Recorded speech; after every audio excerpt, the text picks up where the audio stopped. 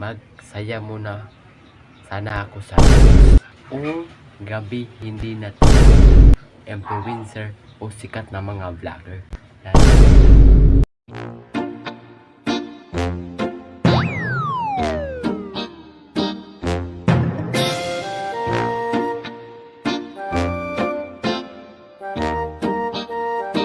Ngayon mga ka-Ems ay sobra akong nagalit.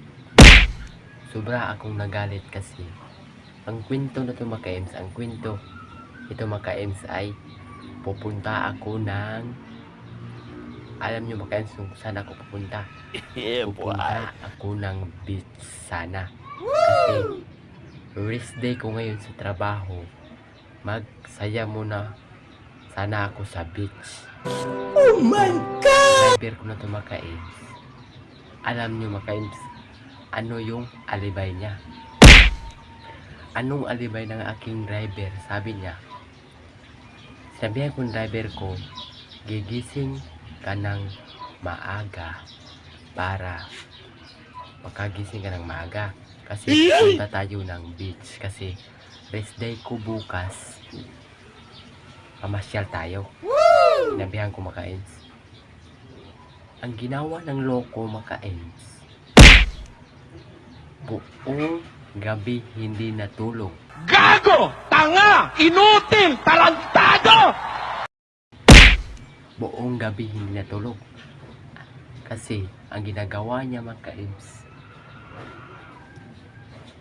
buong gabi nag-Facebook, nanonood ng video ng mga sikat na influencer o sikat na mga vlogger. Pagkagising ko ng maaga mga ka-Ems, nakabihis na ako, naka-empake na ako mga ka-Ems sa aking mga dadalhin sa beach. Naka-empake na ako mga ka-Ems. Ang loko, hindi pa nagising.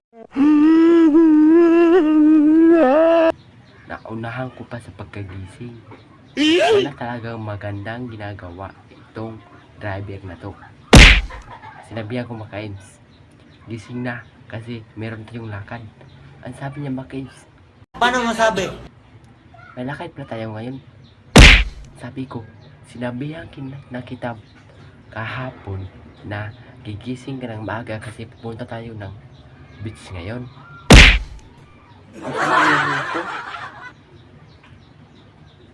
Pinagalitan ko talaga mga ka-Ems. Pinagalitan ko siya kasi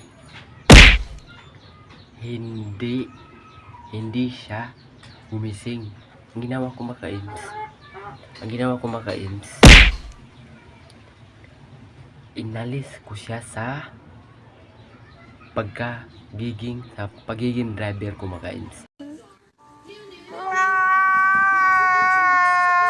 Inalis ko kasi walang magandang ginawa kundi hindi sumunod sa utos ko. Hindi sumunod sa utos ko. Ang ganyang mga driver hindi pwedeng tatagal sa pwesto na magpagiging driver kasi hindi matulog ng maaga.